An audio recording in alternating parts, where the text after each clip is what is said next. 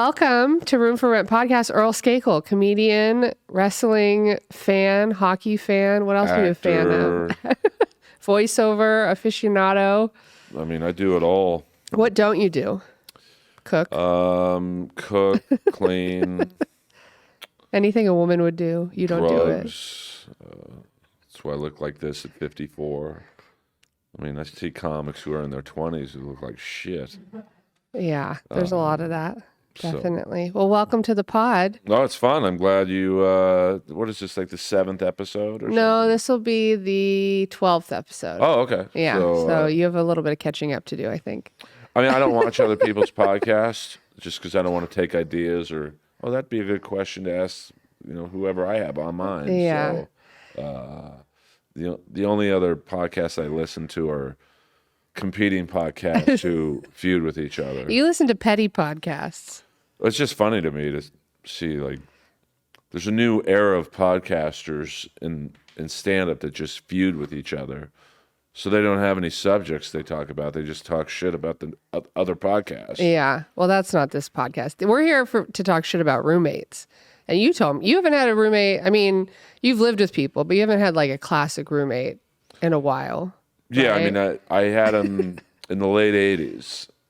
I got both of them at the gym I worked at. In Los Angeles. Yeah, it was Family Fitness in Beverly Hills, which was basically Armenian High. It was because it was everyone from Beverly Hills High would go to this gym, so it was heavily Armenian. But I found the two white guys who needed a roommate. Did you find them or they found you? They found me because I was living on a street called Burton Way, which is right by the Beverly Center. So it's not quite Beverly Hills, but it's not Los Angeles. It's a weird in-between area, and it was my first apartment. And I had a spare bedroom that was vacant. So I thought, oh, well, I mean, my rent was, now this is 1989. Oh, no, it's going to be so low. Oh, my God, it was $1,270 for a two-bedroom. two-bedroom. Two-bathroom? Two-bedroom, two-bathroom. Did you have AC? I had it all. Did you have a pool? No pool. Garage? A garage, fully gated, covered. Damn. And I would guess now, I lived in unit 302. It was, you can Google Earth this. It would be funny if somebody listening to this was living in that unit right now and was like, oh shit, that's where I live. I've always wanted to go back and see what it looks like now because the outside of the building looks completely different. It looks a lot newer. It's 8569 Burton Way. Of course you lived in an address that had 69. I know. And now I live right across the street from a street called Dick's. So there you go. It's on brand for you. But it was just a vacant space. So I thought, well, I'll just charge someone $500 cash. You didn't even charge them half? No, because I mean, God. the rent wasn't it was easily covered. So I thought, well, here's an extra $500 cash. Yeah. So the first guy was like a wannabe bodybuilder. Okay. Were you also a wannabe bodybuilder at that time? I was pretty big, like a lot bigger than I am now. They called me, my nickname at this gym was Baby Platts. Wait, what does that mean? If you look up Tom Platts, the bodybuilder, he had the greatest legs in the history of bodybuilding. He could stand with his legs hip apart. And they would touch. The inside of his thighs would touch. Were your legs like that? Pretty close for a natural. I'd never done steroids before, but I was just. God. My mom was very short. She was probably like 5'5", but she had and she was not athletic at all. She had thunder thighs? 3 packs of cigarettes a day. Oh my God. We had a second refrigerator in our home that was only for Coca-Cola. Drink fridge. Yeah, but it was a big fridge. It wasn't like a little. A lot of people have that in their garage. Like people live in the suburbs. Not us. Ours was in our kitchen. So did you have 2 fridges side by side? One was for food and whatever, and then the rest was for Mom's Coke. And it was only Coca-Cola, no Only other Coca-Cola. sodas. Well, she was an investor. She was like an OG. Her family was an OG investor in Coke. So like that's a lot. How many Coca-Colas would she drink a day? I mean, she was probably the most unhealthy person I've ever met in my life. At least 3 or 4. Oh my God. I was watching the Playboy documentary series that came out. They said, I don't think this is true. They said that Hugh Hefner drank 34 bottles of Coke every day. I mean, that's impossible. That's insane. That's like Will Chamberlain saying he had sex with like 20,000 women. Yeah. I mean, that's. Well, I tried to I add feel like it up. that's possible if you're rich and famous. Well, I added it up. Like, okay, that's over the course of like a 20-year period or 30-year, because he lived to be like 70. That's like 4 girls every day for 20 straight years, no days off. But maybe it includes like orgies where there's like 20 people there. I mean, he was my neighbor as a kid, so I probably should have just gone over to his house. But Just asked him. I lived in a wild. This has nothing to do with roommates, but like I grew up in Bel Air in the 70s, so it was just my neighbors were insane. It was OJ before he lost his mind. Oh my God. Kareem Abdul-Jabbar. Did you ever talk to OJ as a kid? He would be jogging in the neighborhood, and me and my dad would be playing catch, either baseball or football, and he'd like throw me a football every now and then. Stallone. Wow. Who else? Elvis, when I was really little. Oh my God. That was his last place of residence. And they were all on your street? Yeah, I mean, Elvis lived right below us, and I remember distinctly he had this gigantic Cadillac, or it wasn't even a limousine, but it was like the size of a limousine. I'm sure it was custom made. Right. They were big back then. Who else? Connie Stevens. If you're an older person, you know who that is. I do not. She was like the Jennifer Aniston of her era, like Yeah. the 60s. The James Caan. The best. I mean, it was a wild neighborhood. Harry Nilsson, who is basically the 5th Beatle.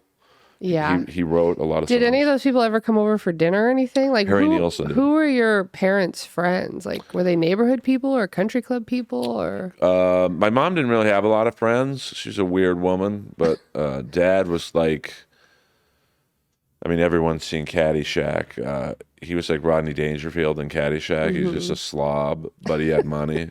And I assume he was friendly. Oh, Like he was the Rodney's best. character in Caddyshack's very friendly. Like, Yeah, like to the point where it's he annoying.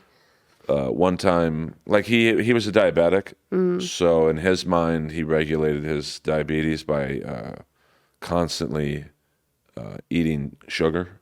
Oh, great. Wonderful. So he would have chocolate bars everywhere. And like a lot of times he'd have them in his golf bag. And, the inside of a golf bag is very hot because, the pockets are Right. closed. And so the chocolate would melt. But my dad didn't care. He would just go in there and eat what was ever not my liquefied. And he'd wipe his hands on his shirt. His shirt would be inside out. So one day the actor James Garner, Maverick in the Rockford Files, he comes up. He was supposed to play golf with my dad, but they had never met. So James Garner gets out of his car. He looks at my dad, and he thought my dad was the caddy. Oh, no. So he's like, "Hey, boy, go take my bags to the first tee." And my dad has such a good sense of humor. He took the bags to the first tee. And then James Garner walks to the first tee and goes, "Yeah, I'm supposed to meet Jim Skakel here. I think he's late." It's like, "You're looking at him." Oh, my God. So that was my dad. And then what was James Garner's reaction after that? They became friends. I was going to say he had to have laughed. What were the candy bars that your dad ate? Did he have a particular Hershey's. I'd never forget. Just Hershey's, like with no nuts in it or anything? Either Hershey's with nuts, Almond Joys. I mean, they were Snickers? everywhere. So Yeah. My dad's dad was a candy salesman. So he sold O. Henry candy bars. yeah, I remember So, O. Henry. Yeah, when my dad ran for Senate, we had an official candy bar of the campaign. But they're okay. really hard to find now. Like, Yeah. probably people your age and older are very familiar with them, but people now don't know. And we found some recently, like they're on some old candy website or something, but they're really hard to find. Yeah, I mean, O. Henry and Reggie Jackson, the baseball player, had a really famous candy bar. I think it was called the Reggie Bar. Not very creative. But, so, I grew up in a wacky neighborhood. So having a wacky roommate wasn't that big of a deal to me. Yeah. When you grew up with a lot of siblings too, 2 brothers, 2 sisters, 5 total. and you're the youngest.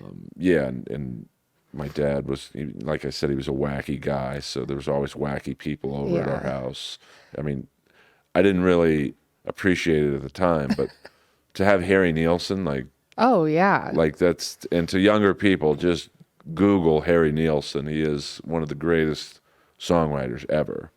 That's cool. And I remember when he invited us up to his house, as it was being built.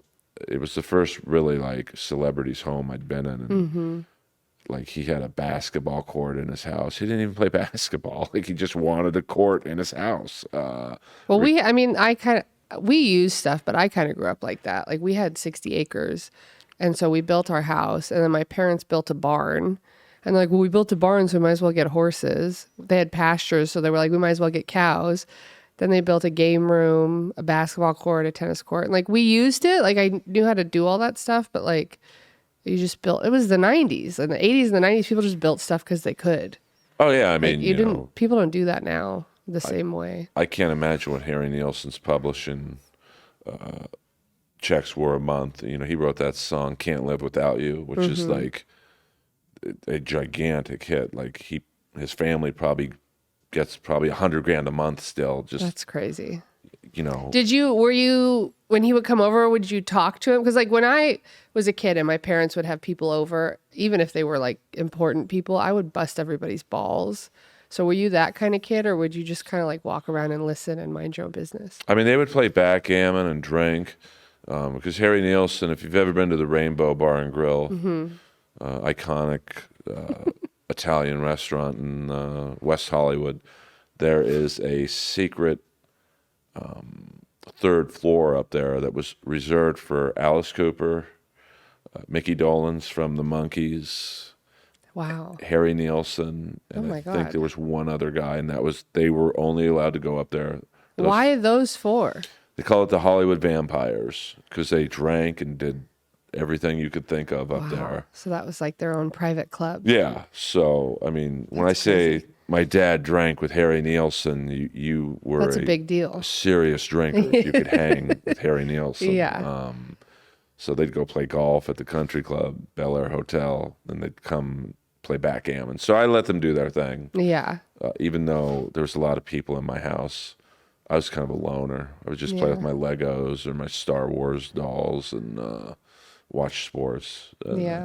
So it was good preparation for the roommates that I had because they were insane. So the roommates, the time when you were living, and were you working at the gym when you had these roommates? Yeah, I was working at the gym. And was that the first place you lived, when you moved out of your parents' house? Okay, so you were pretty young. My parents moved to Florida in 1988. So I was 20. That's the year I was born. Oh, that's crazy. Well, I'm old. I'm 54 for those of you wondering. So, I had to either go to Florida with them or, I think my mom asked me, do you want to go with us? Or, find a place out here, we'll pay for it. I'm like, oh, I'll just stay out here, I guess. Well, and it was peak, Sunset Strip time, wasn't it? Yeah. I mean, well, it was almost dying out in 88 because, I would say the peak Sunset Strip era was 82 to 88. Okay. And then when Guns N' Roses started, that kind of shifted the tide to a little more harder rock. Even though they started out as a glam metal band. If you see early pictures of them, they look like Poison. Yeah, they do. And Slash actually tried out for Poison. But I didn't know that. He was basically given the gig, and, his parents were hippies.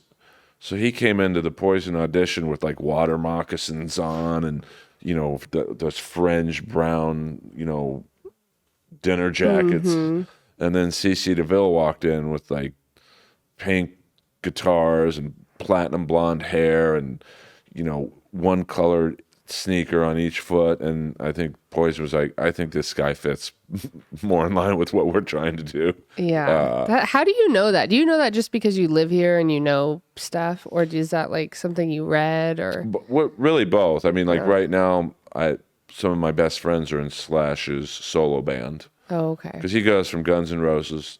He's the hardest working guy I've ever met. Yeah. So when Guns N' Roses stops touring, he goes right to his band. So he's always in that commercial. Yeah, Guitar Hero. Is it the Guitar Hero commercial? I thought he was in like a bank commercial where he's just standing there and he's got his hat on and everything. Well, he's I just see in him in that. oh yeah, maybe you're right. And it's like a bank or insurance commercial. He's just standing there Yeah. playing and he's got like a goofy look on his face. I love him. So. He's auditioning to be in a band, and I think the gist of the commercial is hard choices for banking. Right, and, right. You would know. You watch more commercials than me. I watch TV for the commercials. I don't even watch shows. I just fast forward through the shows. So It's an interesting way to live. I mean, I'm an interesting guy, not Well, you have a lot of stories. That's why I asked you how you knew that, because you have so many stories that some are personal and then some are like crazy deep cut facts that you would only know if you were like living here and from here, or knew people who told you the stories, and then you just retain it so well. Well, because I don't drink, or I've never had a drop of booze in my life, or any drugs. I can remember, I can remember when the first guy who was my roommate asked me to. He's like, "Hey, you got an extra room? I'll pay you $500 in cash." I can remember it like it happened 2 seconds ago. Yeah, but I think that's all. I don't think that's just because you've never done drugs and drank. I think you have a very good memory, because I've drank, but I've never done drugs, and nothing's ever really happened to my brain, and I have a horrible memory. Well, I have that, and some people may call it a disease or a skill, and it's the same one the '80s actress Mary Lou Henner has. She was in Taxi and a bunch of things, where if you go up to her today and go September 17th, 1985, she can tell you exactly what she was doing. She could tell you what she was wearing. Yeah.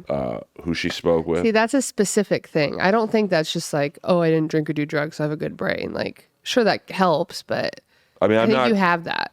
I don't think I'm quite on her level, because with her, like, it's that specific. I think I'm in between that and having a photographic memory. Oh, okay. So you don't feel like you have a fully photographic memory? I think that if you asked me what I was doing September 15th, 1984, I probably wouldn't remember like she would, but I could guess around that time I was probably doing this. Were you a good student in school? Because usually if you have a photographic memory, you're really good at school. In grade school, I was like an A student, and then high school, I went to Notre Dame High in Sherman Oaks. Trying to think of some famous alumni your viewers might be into. Dave Navarro. Oh, yeah. Ink Master. The drummer from Jane's Addiction. Oh, okay. Couple athletes that... I mean, a lot of famous people's kids go there now. Well, now it looks like a college campus. Yeah. Like, it's really... I mean, I was just there when they were building the gym. But now it looks like USC. It's like computer rooms. I had a boss whose kids went there, and I would go pick them up from school. And I was like, this is where you guys go to high school? And they're like, yo, why? And I was like, what kind of drugs do people do here? And the daughter was like, oh, people drink bleach. Like, that's like for real. She was like, they drink bleach because it keeps you like drunk and high for 3 days. And I was like, yeah, it's also poison. I mean, I went to Beverly Hills High for one day, and my mom picked me up. And she was like, you're not going here, because there was like Porsches, Lamborghinis, Ferraris. But I feel like that's how Notre Dame is now. Oh, there were more drugs at Notre Dame than anything I've ever seen. Yeah. It's just what she had in her head about where you were going to go. More coke. I saw coke practically every week there. Steroids. A lot of guys were on roids on the football team. Oh, my God. See, that's crazy, because I never saw cocaine in person until I started doing comedy in L.A. Like, even in college, the people that did it, I was not, like, included in those moments. So I never saw it. I mean, I've seen it every week, probably the last 20 years of my life. Right, I mean, because you do comedy. Mainly in comedy clubs, or like when I was opening up for Rob Schneider, I would have guys offer me coke to meet him. I'm like, you can probably just go up to him. Like, it's not. Yeah. You don't need to give me cocaine to meet Rob Schneider. So, but I saw a lot of cocaine with my roommates, especially the first guy. Oh, really? Who just died a year ago. Oh, no. Yeah. Did you go to his funeral? No, because he stole a lot of shit from me. So. What did he steal? Was this the one with the tanning bed? No, that guy was cool. I'm still friends with him. Oh, okay.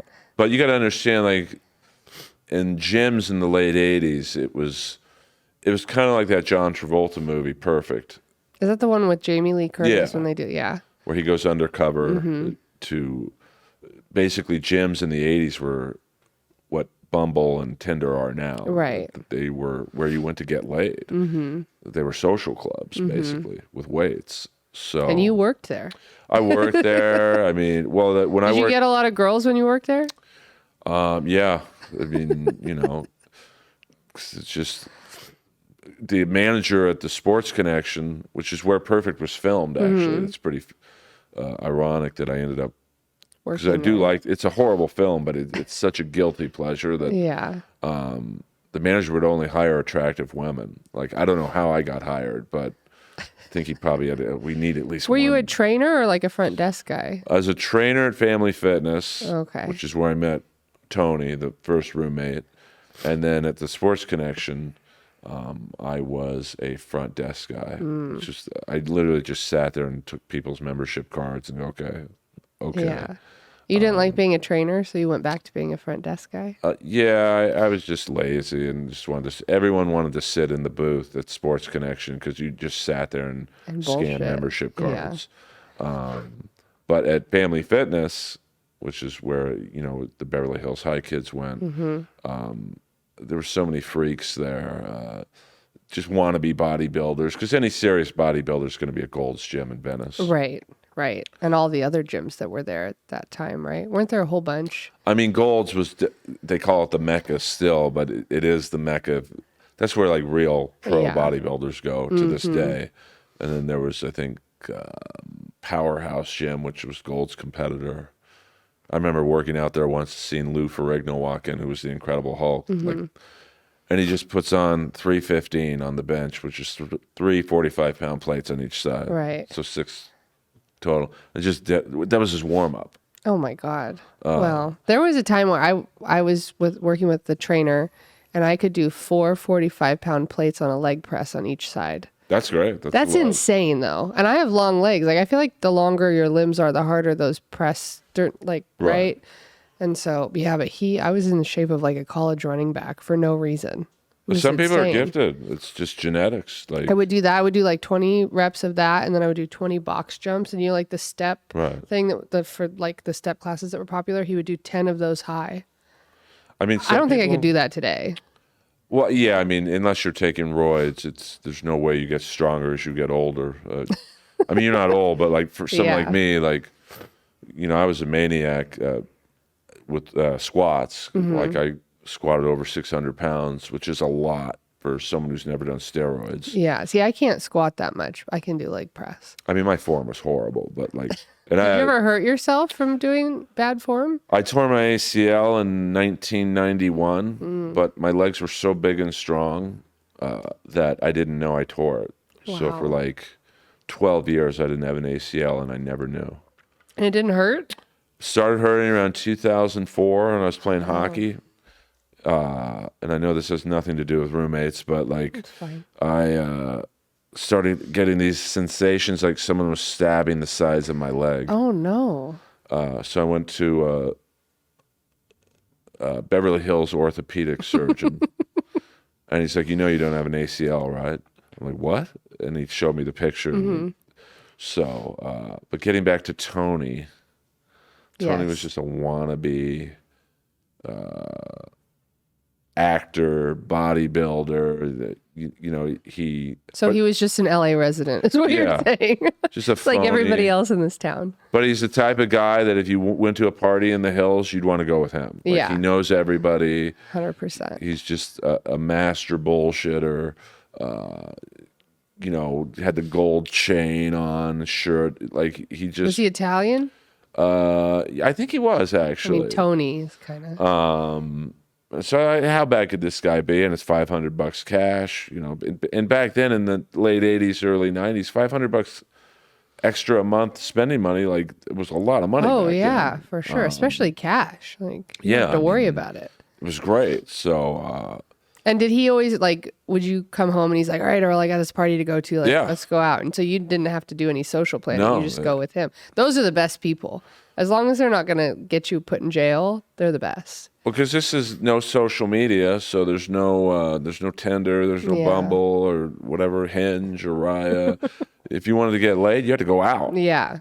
And he had the in on any party. You know, I think he sold steroids at the gym, which is crazy that you would sell steroids at a gym frequented by Beverly High students. There wasn't a lot of clientele. But back then, I mean, weren't steroids such a big thing that like people probably weren't policing it? Oh, not at this gym. I mean, probably the funniest thing that I've ever seen was there was an older guy, probably in his 80s at the time, and he was a famous Olympic boxer, and he taught boxing at Family Fitness. And so one day Tony he was on coke or something, and he was mouthing off to him. His name was Ben, old man Ben, we call him. And Ben was like, "Put on the gloves, let's see who's tougher." And Tony was like, "Oh, no problem." And then Ben knocked him out with one shot. Oh my God. Like, just in the middle of the gym? Yeah, I hit him in the stomach, oh and Tony my was God. keeled over for about 2 hours. Oh no. So I bet he never tried that again. no, but he didn't last long with me as a roommate, probably maybe 4 months. Oh wow. That's not long at all. Well, he was like freebasing in my house, and when I wasn't there, What is that? cocaine freebasing. Oh. Like you put it in the foil, and anything. you put the Like lighter. when you turn it into crack? Yeah, basically. Yeah, okay. And I'm such an idiot. you know, my mom came out here for a wedding or something, and you know, she was coming over, and I started noticing all these rolled up tinfoils all over the house. And did she know what it was? Was she like, "What is this?" no, I got rid of them Oh. before.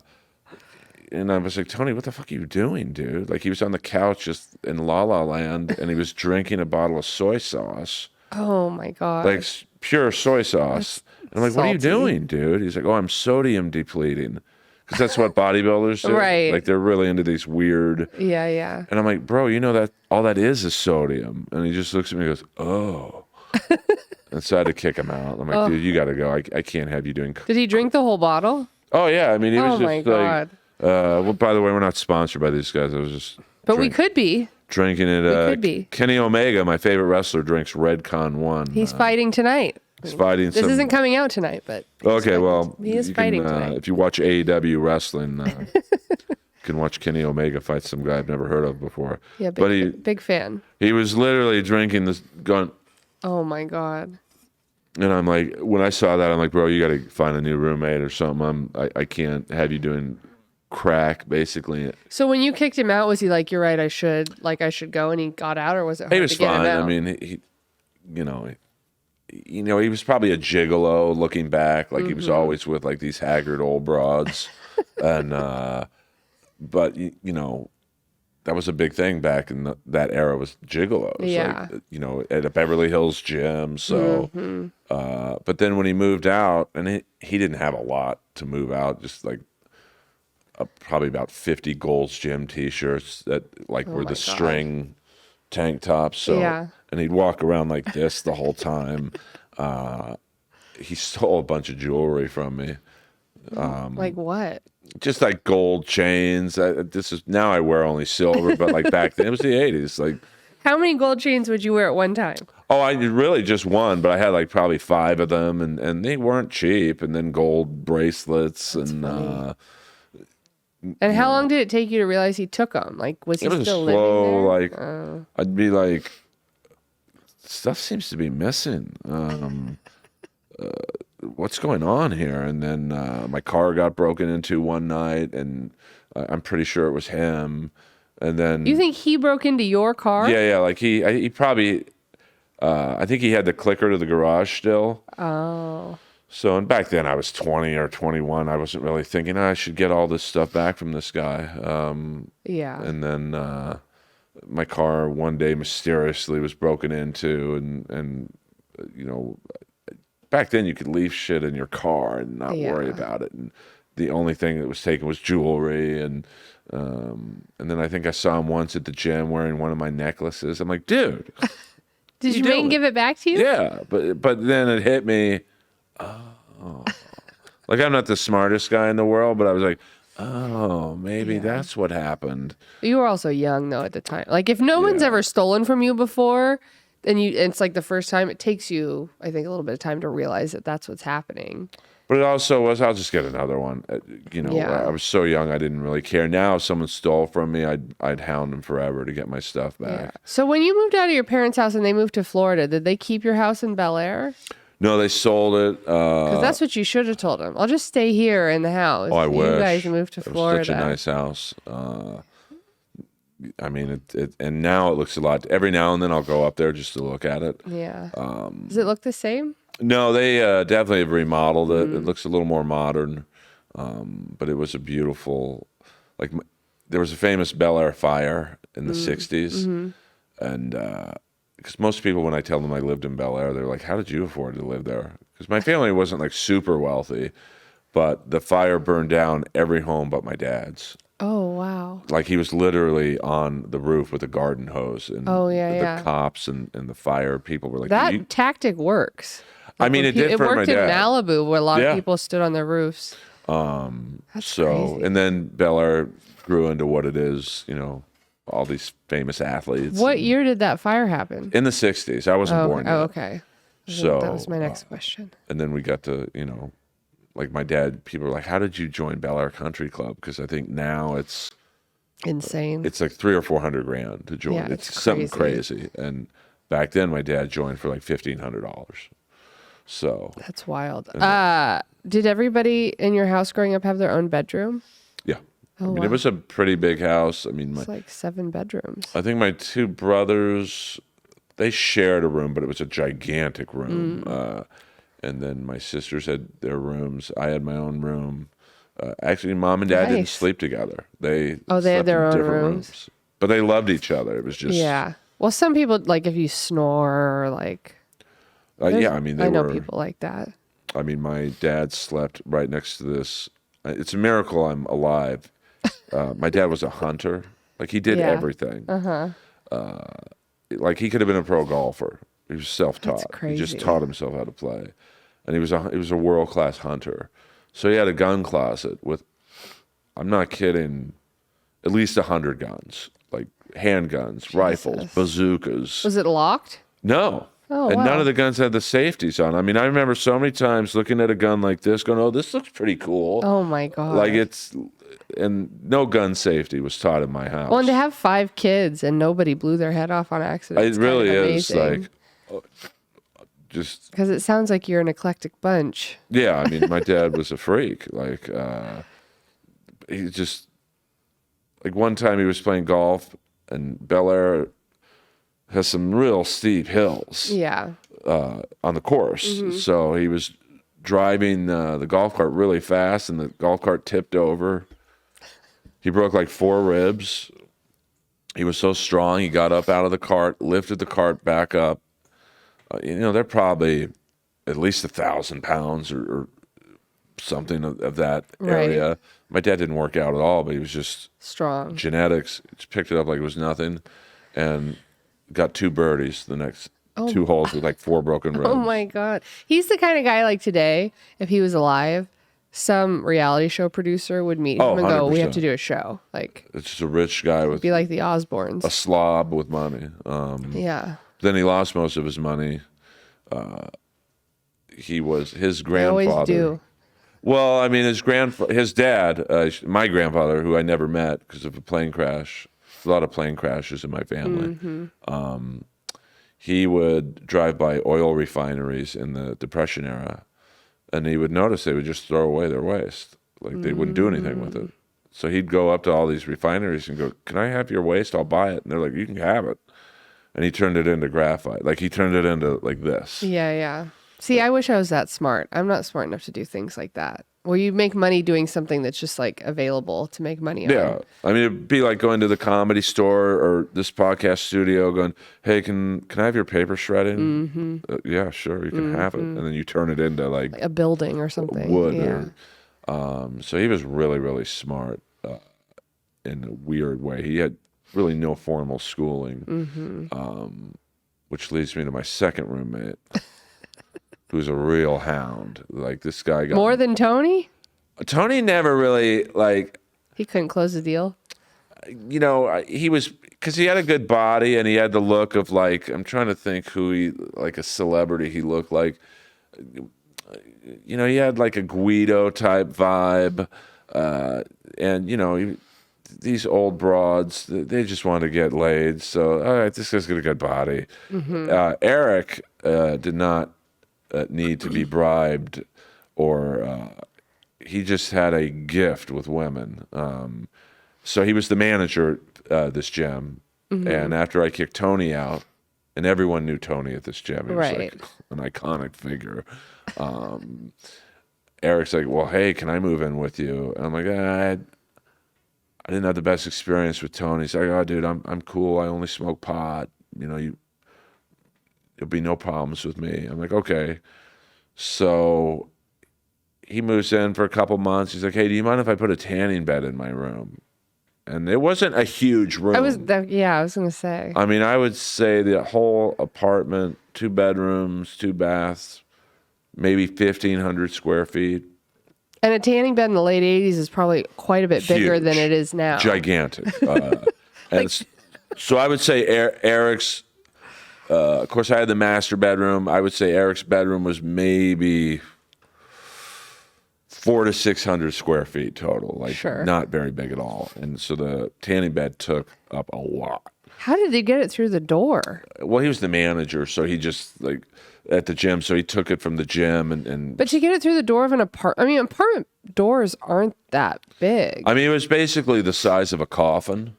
Yeah. So it was, you know, you could maneuver it. I mean, it was a pain. He just I think Tony helped him because Tony was strong as an ox.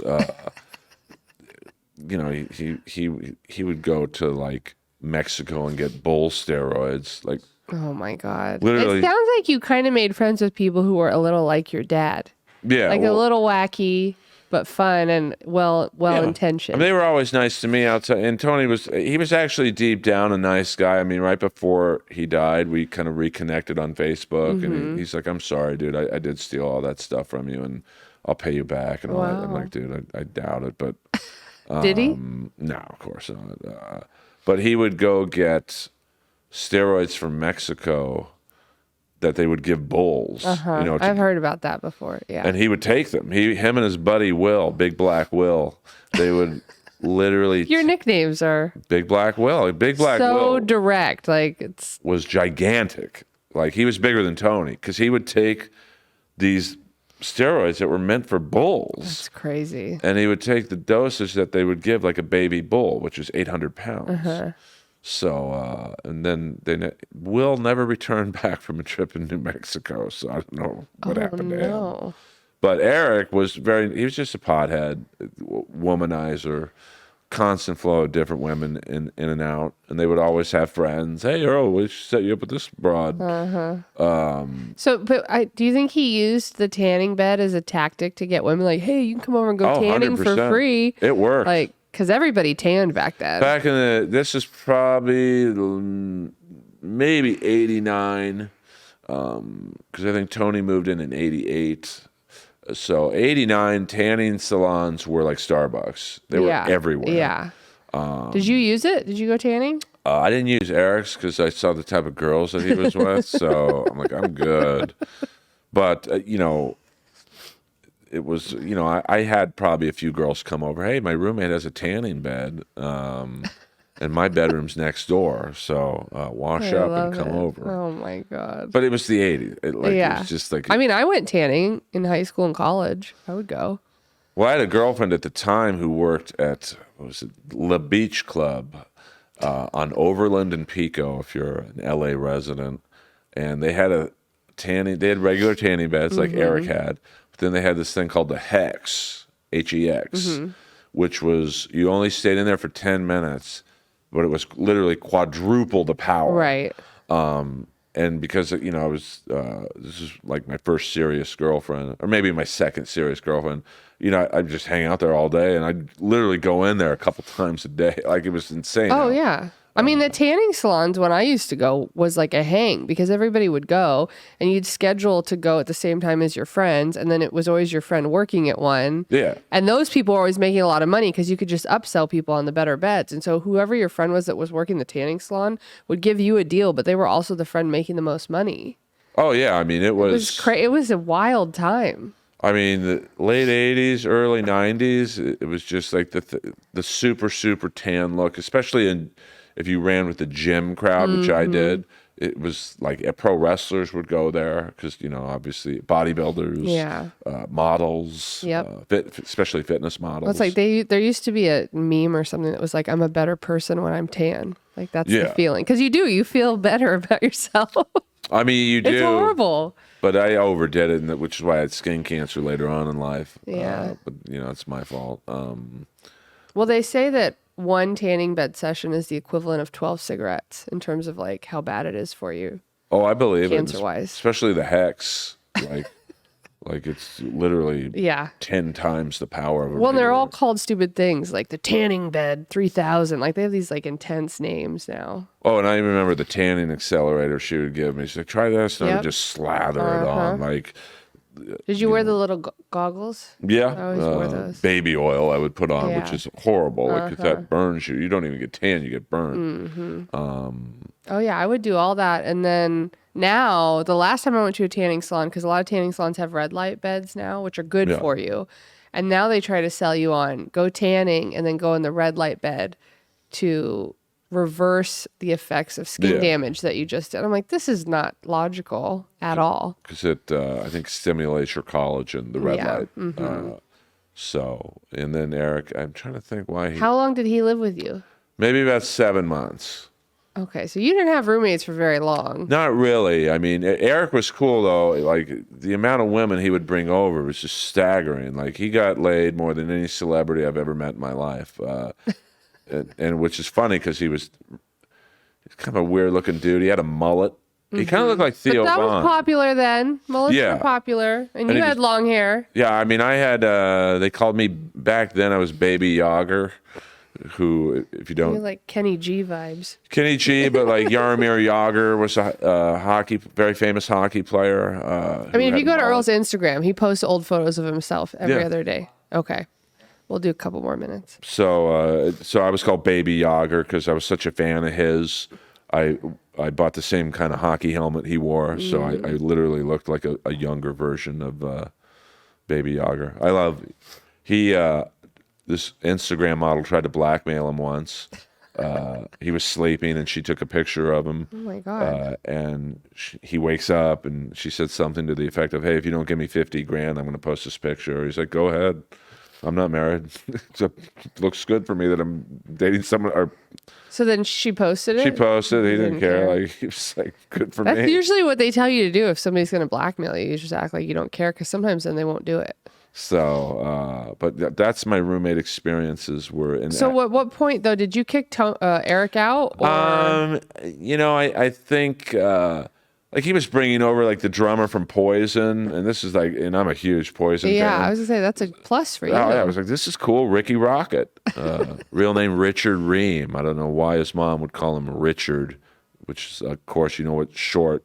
Yeah, Dick. So his real name is Dick Ream. But I think he was too much of a pothead, and I don't do anything. So I'm like, dude, I think I'd rather just be alone. But we're still friends to this day. Yeah. I mean, we don't talk a lot. But yeah, and then you haven't had a roommate since then. Just lived with girlfriends. Girlfriends, which I mean, I guess that counts as. It does. I mean, you have to get into that. It's more personal, but. Well, I mean. It is funny, though, how the last one moved out just because I thought I was losing my mind. Like, things started...